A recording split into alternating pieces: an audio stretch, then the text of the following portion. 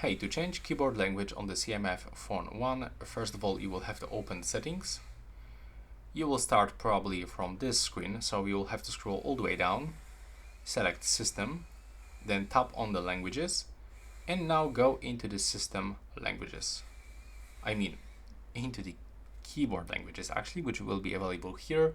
Tap on the on-screen keyboard, tap on the Gboard, and then go into the languages. Now, if you want to add additional language, let's say that I want to add, for example, this language.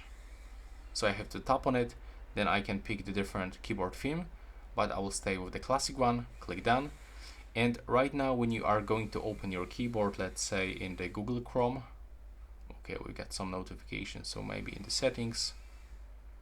Now, if I want to switch the language of the keyboard, I have to click here. And as you can see, my keyboard language has changed. And that's how it looks right now. Please subscribe to my channel.